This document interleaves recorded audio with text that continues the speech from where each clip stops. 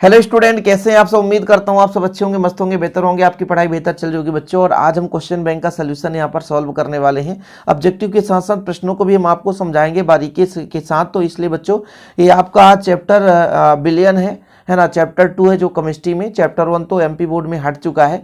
ये जो question bank का सोल्यूशन है हर स्टेट के बच्चे देख सकते हैं। जिनके भी चैप्टर 2 है वो हर स्टेट के बच्चे देख सकते हैं, कोई दिक्कत नहीं है, सबके लिए हेल्पफुल होगा। तो चलिए शुरू करें बच्चों। कोर्स तो चल ही रहा है, साथ में हम चाह रहे हैं कि क्वेश्चन बैंक से आपको एक आइडिया मिल जाएगा कि इस प्रकार से प्रश्न पूछे जाएंगे। और क्वेश्चन बैंक को तो आपको तैयारी कर लेना है। तो हर एक चैप्टर के 2-3 लेक्चर आ जाया करेंगे, बिल्कुल चिंतित ना हो। अब एक ही लेक्चर में पूरा तो हो नहीं पाएगा बच्चों, इसलिए आप विधिवत रूप से समझने के लिए हो सकता है 2-3 लेक्चर में कंप्लीट हो जाए।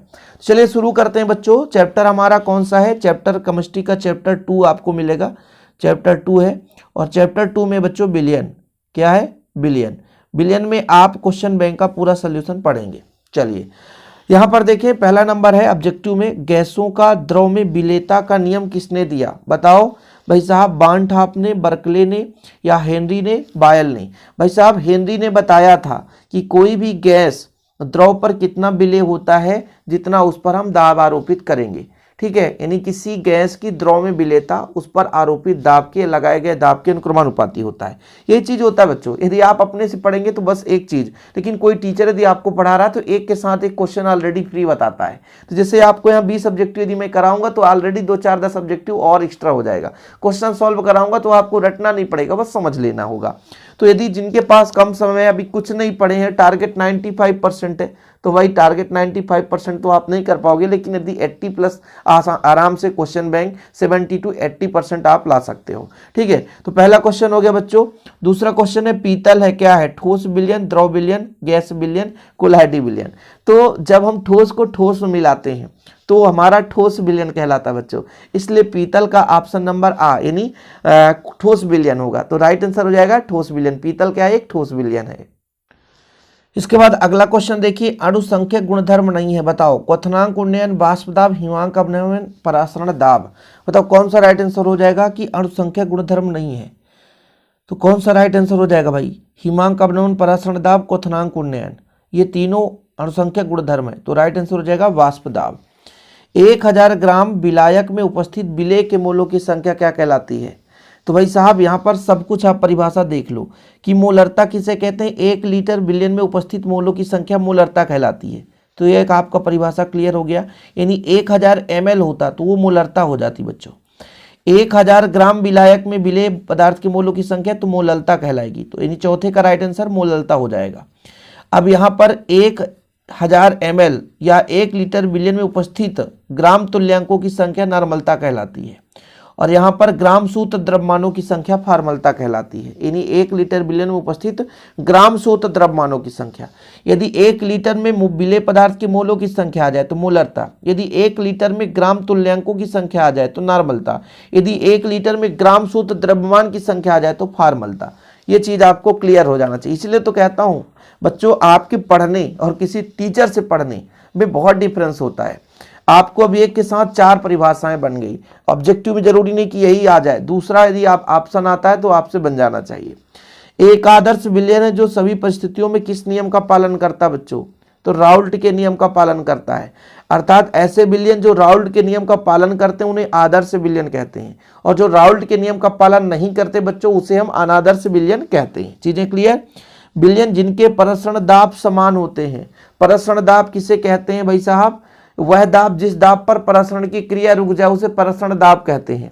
इसलिए तो मैं कहता हूं हर प्रश्न के साथ कुछ ना कुछ एक अलग उत्तर आपको मिल जाता है। तो आपका ये जो रिवीजन है ना बच्चों बहुत ही सुपर फास्ट हो रहा है। इसलिए आप लोग प्लीज हमारे चैनल पर नए हैं तो जुड़ जाइए।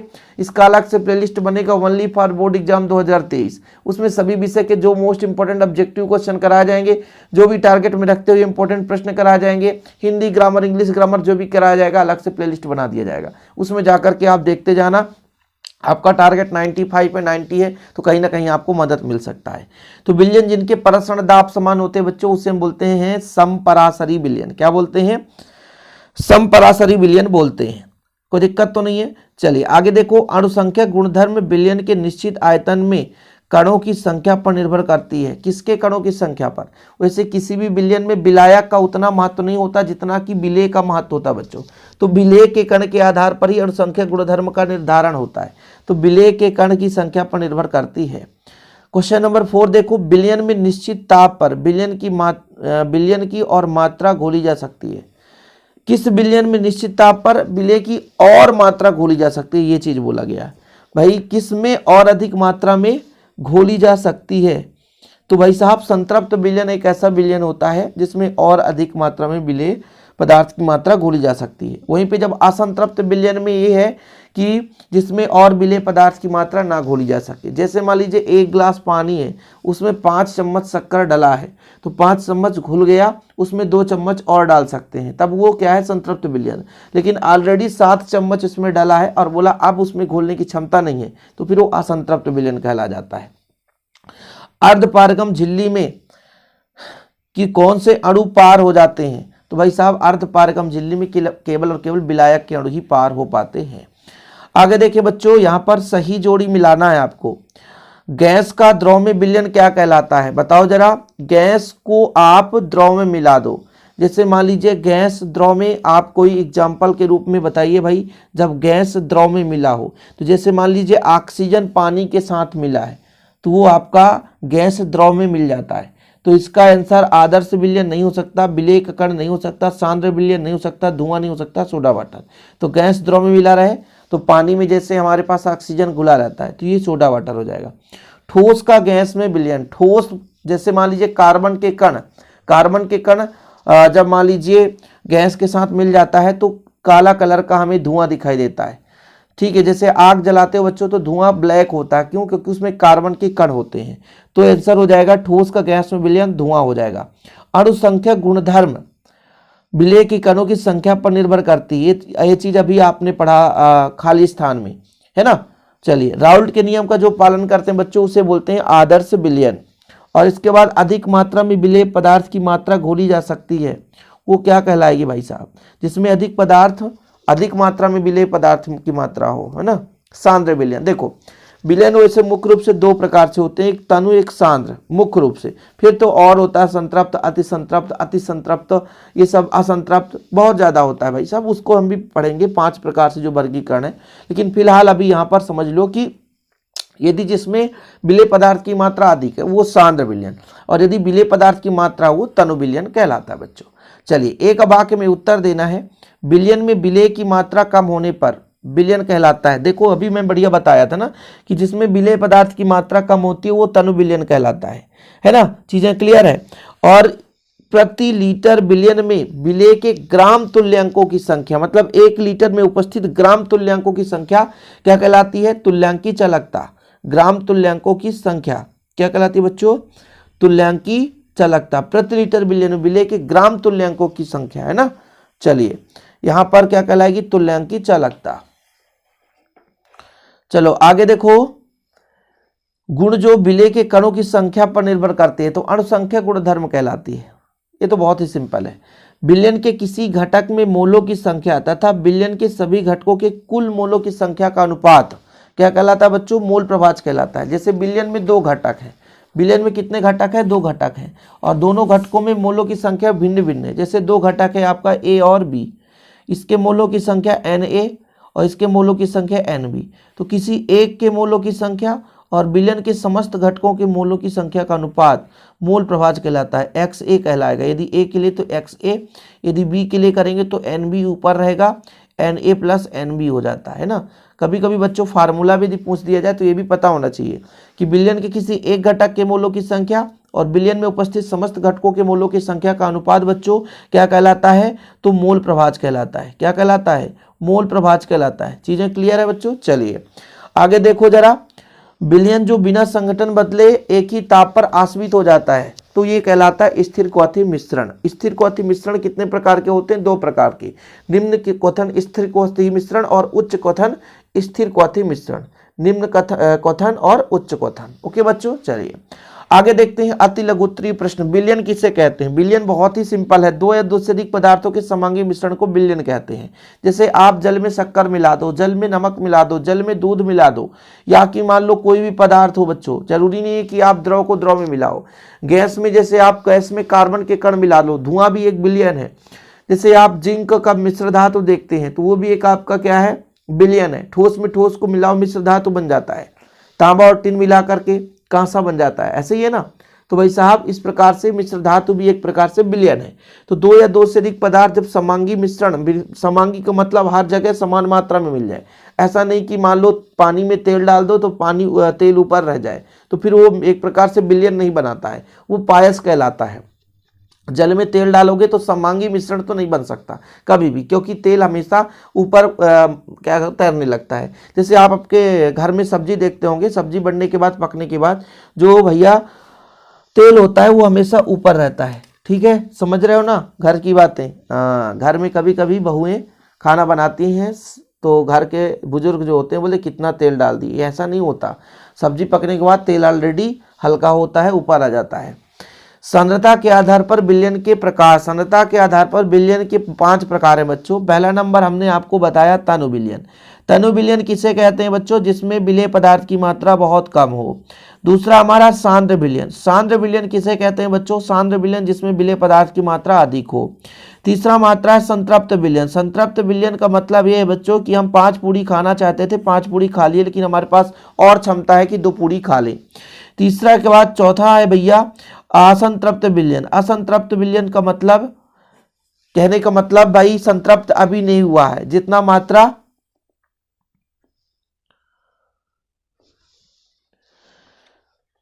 चलिए ठीक ही बता रहा था मैं सोचा कहीं गलत तो नहीं हो रहा है। ठीक है, संतृप्त बिलियन का मैंने बताया भैया कि 5 पूड़ी खाने की क्षमता है, तो 5 पूड़ी हमने खा लिया है, हम संतृप्त हो गए, मतलब जितनी क्षमता थी उतना हमने विलेय पदार्थ मिलाया।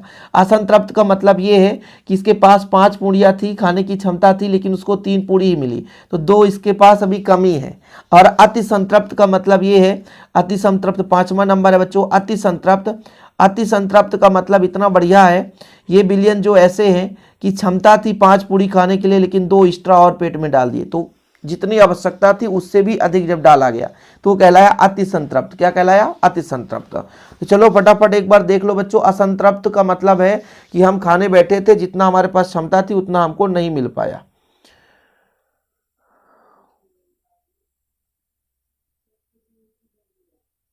ठीक है, तो देखिए तनु बिलियन किसे कहेंगे बच्चों? जिसमें विलेय पदार्थ की मात्रा बहुत अल्प हो, बहुत कम हो, उसे हम बोलते हैं तनु बिलियन। सांद्र बिलियन किसे कहते हैं? वह बिलियन जिसमें विलेय की मात्रा थोड़ी सी अधिक हो, उसे सांद्र विलयन कहते हैं।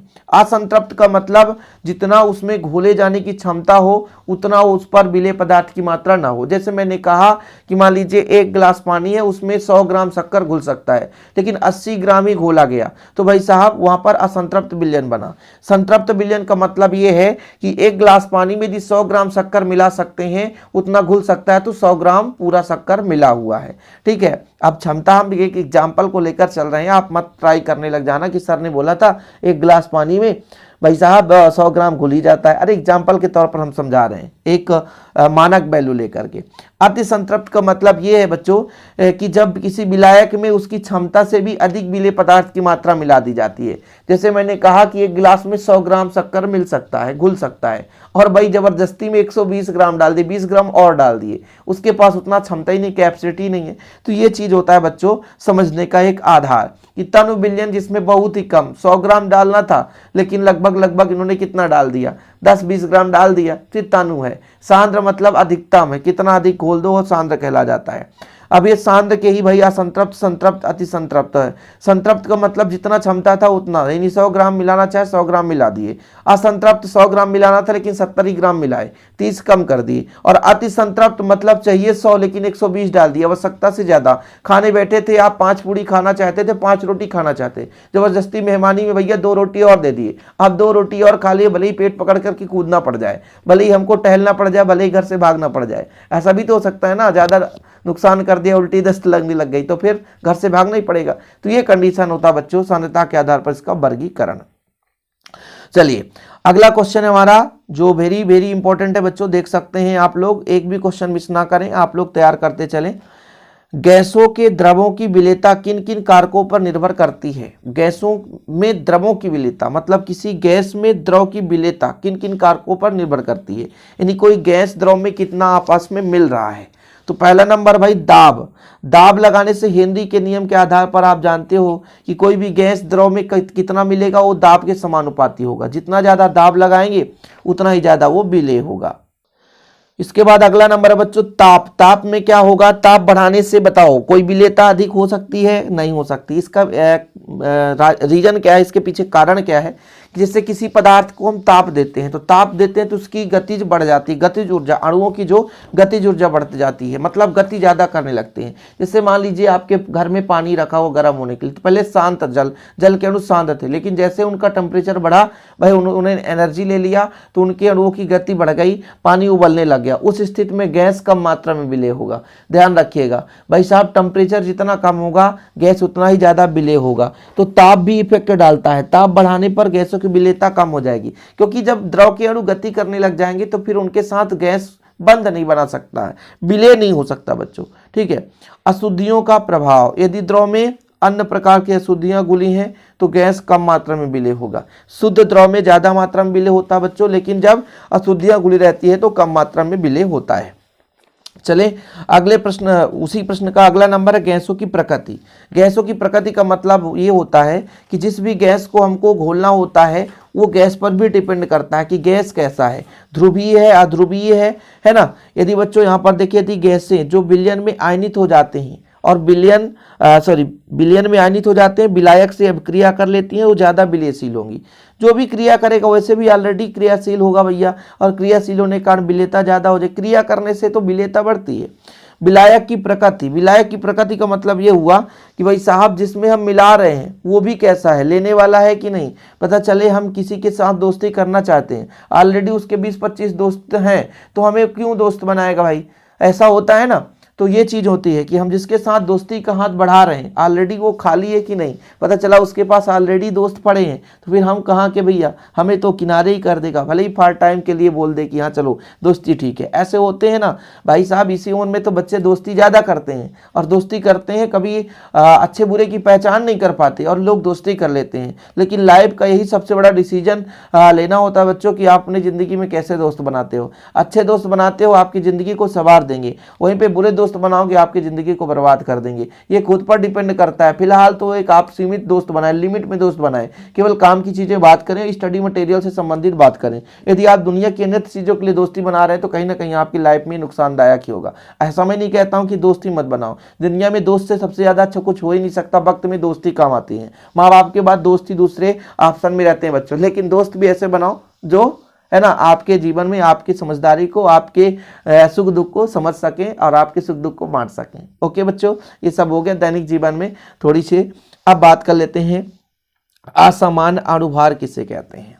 यदि विलयन में विलेय कणों का वियोजन या संगुणन होता है तो विलयन में विलेय के कणों की संख्या परिवर्तित हो जाती है। इस कारण से असमान गुणधर्म मान भी परिवर्तित हो जाता है तथा विलेय का अणुभार भी परिवर्तित हो जाता है, अर्थात विलेय का अणुभार वास्तविक अणुभार से भिन्न प्राप्त होता है। इसे असमान अणुभार कहते हैं।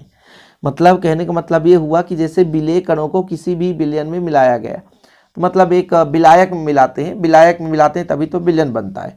अब जब भाई वो विलयन में गया तो विलेय के कण टूटे और टूटने के कारण उनकी संख्या में क्या हो गई, परिवर्तन हो गई। इस कारण से जो वास्तविक अणुभार था उससे भिन्न अणुभार प्राप्त हो गया, जिसे असमान अणुभार कहते हैं। समपराशरी विलयन किसे कहते हैं। ऑब्जेक्टिव में आपने देखा था कि ऐसे विलयन जिनका परासरण दाब क्या होगा, लगभग समान होगा बच्चों, उसे हम समपराशरी विलयन कहेंगे। जिनके परासरण दाब लगभग समान होगा उसे क्या बोलेंगे, समपराशरी विलयन। तो समपरिसरी विलयन भैया क्या है बच्चों, जिनके परासरण दाब लगभग समान होते हैं उन्हें क्या बोलते हैं, समपराशरी विलयन कहते हैं। अब आप कहोगे सर आप तो बिल्कुल गाइड को ही समझा रहे हो। समझाना हमारा दायित्व तो है ताकि आप लोग समझ सको। इसे चाहो तो मैं आप अपने कॉपी में भी लिखकर समझाऊं, लेकिन बच्चों अभी आप यहाँ से ही समझ जाओ, परफेक्ट इसके आंसर है। जो भी इसमें त्रुटियाँ पाई जाएगी मैं आपको ऐसे भी ऑलरेडी समझा दूंगा। मेरा टारगेट है इस क्वेश्चन बैंक को एग्जाम के पहले पहले पूरा खत्म करना।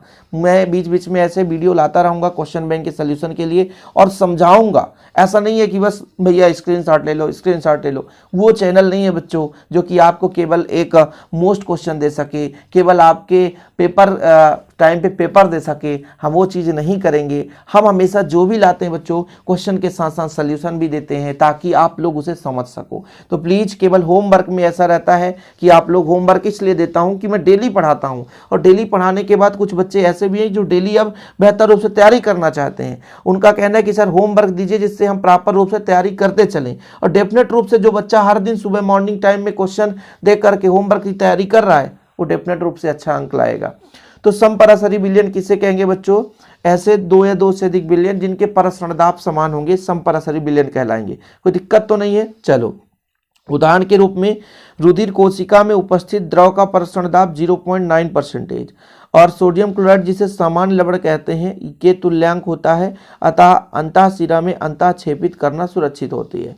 ये चीज़ बताया गया भाई साहब कि जो रुधिर कोशिका में उपस्थित प्रसरण दाब होता है उसका कितना होता है? द्रव का प्रसरण 0.9%, ठीक है, सामान्य लवण के बराबर होता है।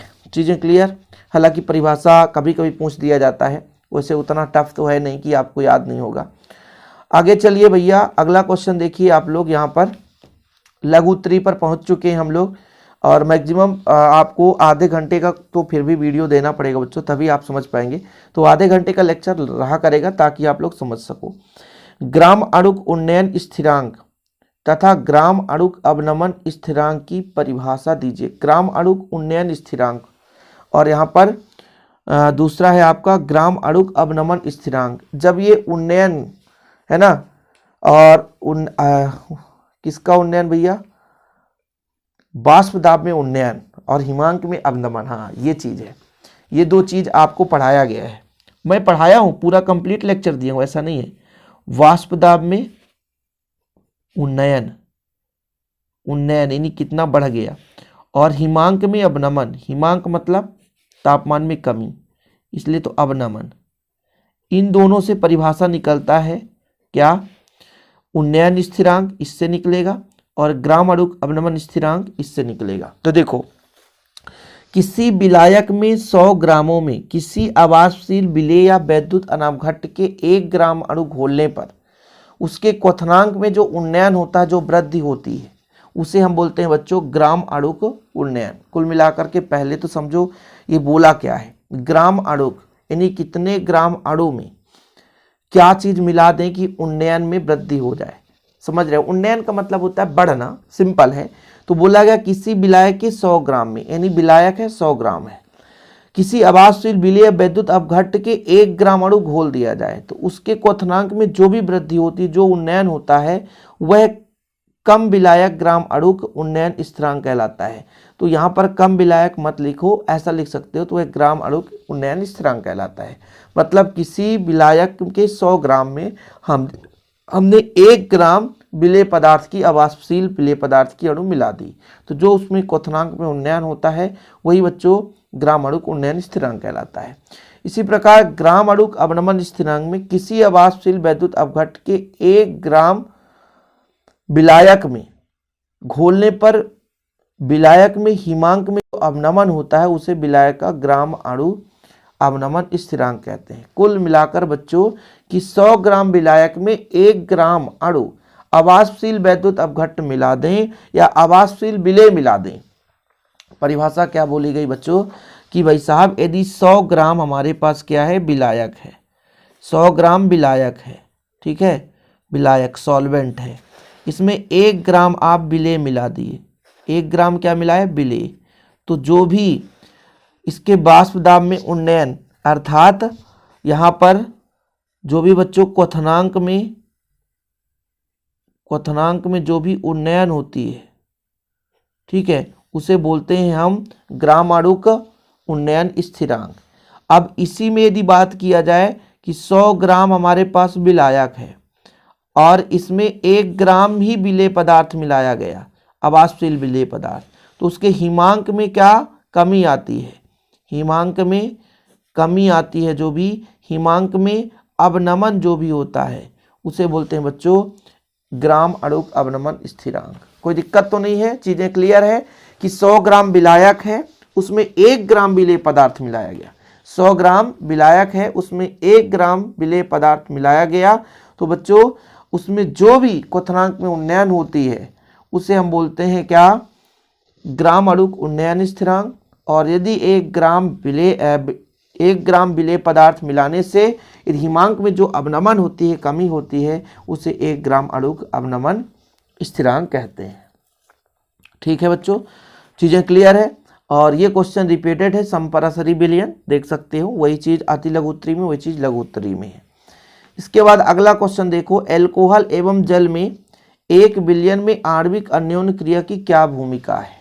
एल्कोहल और जल, ये राउल्ट के नियम के आधार पर बच्चों धनात्मक विचलन दर्शाता है, यानी धनात्मक प्रदर्शित करता है, क्योंकि एल्कोहल और जल के मध्य अन्योन्य क्रियाएं, एल्कोहल जल के मध्य अन्योन्य क्रियाओं से प्रबल होता है, अर्थात एल्कोहल एवं जल आकर्षण बल एल्कोहल और जल के आकर्षण बल से कम होता है। अतः एल्कोहल एवं जल को मिलाने पर आयतन अधिक हो जाता है और ऊर्जा का अवशोषण होता है। कुछ समझे बात को, क्या क्या बोल दिया गया भाई साहब। ये बोला गया कि एल्कोहल को एल्कोहल से मिलाओ, ठीक है, एल्कोहल के एल्कोहल से मिलाओ या वाटर को वाटर से, तो इनके बीच जो आकर्षण वो ज़्यादा होगा, किससे, यदि एल्कोहल को वाटर से मिलाओ इसकी अपेक्षा इन दोनों में ज़्यादा होगा, क्योंकि खुद का खुद से वैसे भी बंधन ज़्यादा होगी, दूसरे के साथ अपरिचित व्यक्ति के साथ बंधन बनाना उतना आसान ही नहीं होता बच्चों। जैसे कहा एल्कोहल के साथ प्रबल बंध के साथ जुड़ा होगा, पानी जो है पानी के साथ हाइड्रोजन बंध के साथ प्रबल बंध के साथ जुड़ा होगा, और जब एल्कोहल और वाटर यानी एल्कोहल और पानी जब जुड़ता है, मिलते हैं, तो उतना प्रबल आकर्षण बल नहीं होता है।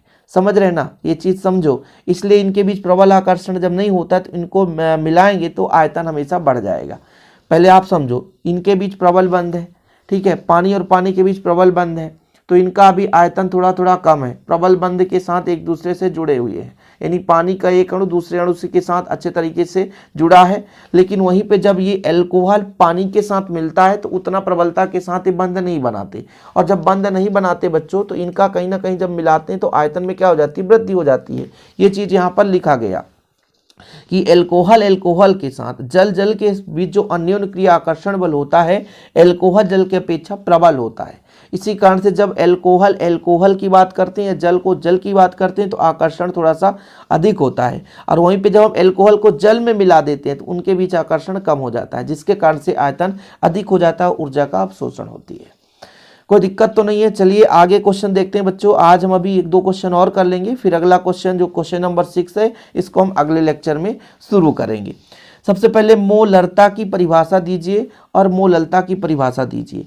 मोलरता आपको समझाया मैंने अभी इसके पहले जस्ट कि 1 लीटर बिलियन है, 1 लीटर बिलियन है, इसमें जो भी विलेय के मोलों की संख्या होगी, विलेय के मोलों की संख्या 1 लीटर बिलियन में विलेय के मोलों की संख्या, विलेय के मोलों की संख्या बच्चों कहलाती है क्या, मोलरता कहलाती है।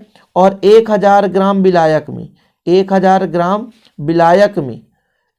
ग्राम विलायक में विलेय पदार्थ के मोलों की संख्या कहलाती है क्या, मोललता कहलाती है। ये 2 चीज आपको क्लियर रहना चाहिए। जैसे 1 लीटर या 1000 ml बिलियन में विलेय के मोलों की संख्या मोलरता, और मोललता की जब बात आ जाती है बच्चों तो 1000 ग्राम विलायक में है। यहाँ पर 1 लीटर बिलियन की बात कर रहा है, 1000 ml बिलियन की बात कर रहा है, वो मोलरता है। लेकिन जब मोललता की बात आ जाती है बच्चों तो मोललता में 1000 ग्राम विलायक की बात की जाती है। तो 1000 ग्राम विलायक में जो विलेय पदार्थ के अणुओं की संख्या होगी वो कहलाती है क्या, मोललता कहलाती है। दोनों चीज आपको फार्मूला के रूप में तैयार कर लेना चाहिए।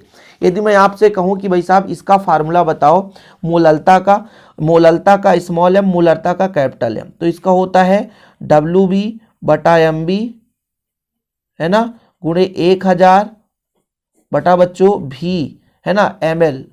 और यदि मैं स्मॉल एम की बात करूं तो इसका WB नहीं होता है, 1000 ग्राम विलायक में, हाँ देखो विलेय के ग्राम अणुओं की संख्या, तो आपका हो जाएगा WB है ना बटा MB गुणे 1000 और बटा आपका हो जाएगा WA हो जाएगा। ठीक, ये चीज़ है, ये फार्मूला है। ये आपका है मोलरता का और ये आपका है मोललता का। अभी नहीं दिख रहा था क्या यार, लिख रहा था तो नहीं दिख रहा था, कोई दिक्कत नहीं। ये मोलरता का, ये मोललता का। वैसे भी बिलियन के 1 लीटर में आयतन की संख्या मोलों की संख्या कहलाती है। और यहाँ पर ये बोल दिया गया बिलियन के किलोग्राम में द्रव्यमान, जो भी रहेगा, अर्थात विलायक का 1000 ग्राम में, है ना। तो किलोग्राम में यदि है तो उसको ग्राम में बदलोगे तो 1000 का ऊपर मल्टीप्लाई हो जाता है, यही चीज़ तो है। अब यहाँ पर लीटर में है, ये मिलीलीटर में होता तो ऊपर 1000 का गुणा हो जाता है। ये प्रोसेस मैंने समझाया है। मोलरता और मोललता अभी तो फिलहाल यहाँ पे मैं एक रिवीजन करा रहा हूँ, इसलिए बोल दिया कि 1 लीटर बिलियन में जो विलेय पदार्थ की मोलों की संख्या है वो मोलरता कहलाती है। जब मैं मोललता की बात करता हूँ बच्चों, तो मोललता में क्या होता है, मोललता में होता है कि किसी बिलियन के 1000 ग्राम विलायक में उपस्थित विलेय पदार्थ की मोलों की संख्या। देखो मैं इसको फार्मूला निकाल कर भी बता सकता हूँ, ऐसा नहीं है, टाइम वेस्ट थोड़ी करना है। इधर देखते हैं बच्चों, थोड़ा सा देखते हैं। हम बात कर लेते हैं पहले मोलरता की। मोलरता में क्या कहा गया कि 1 लीटर में, किसमें, 1 लीटर बिलियन में विलेय के मोलों की संख्या, विलेय के मोलों की संख्या, यही चीज बोला गया ना। थोड़ा सा ध्यान देंगे तभी समझ में आएगा बच्चों। अब विलेय के मोलों की संख्या का फार्मूला क्या होता है, जितना भी वेट है विलेय की उतना आणविक द्रव्यमान में भाग दे देंगे, गुणे इस लीटर को मिलीलीटर में यदि हम बदलेंगे तो भी ml हो जाएगा। सिंपल है। कुछ समझ गए भैया। 1 लीटर बिलियन में उपस्थित विलेय पदार्थ की मोलों की संख्या, मोलों की संख्या कैसे निकालते हैं, तो विलेय की मात्रा बटे विलेय का अणुभार, विलेय की मात्रा बटे विलेय का अणुभार, तो ये यहां से निकल कर आ गया। लीटर को ml में बदलेंगे तो ml में तो 1000 ऊपर चला गया। इसी प्रकार बच्चों जब हम ये कैपिटल M का मान आ गया, स्मॉल m का मान है WB बटा MB, वो तो सेम रहेगा। इसमें बोला गया है कि 1000 ग्राम विलायक में, तो यहाँ पर विलायक को यहाँ पर हम क्या दर्शा सकते हैं, मात्रा WA।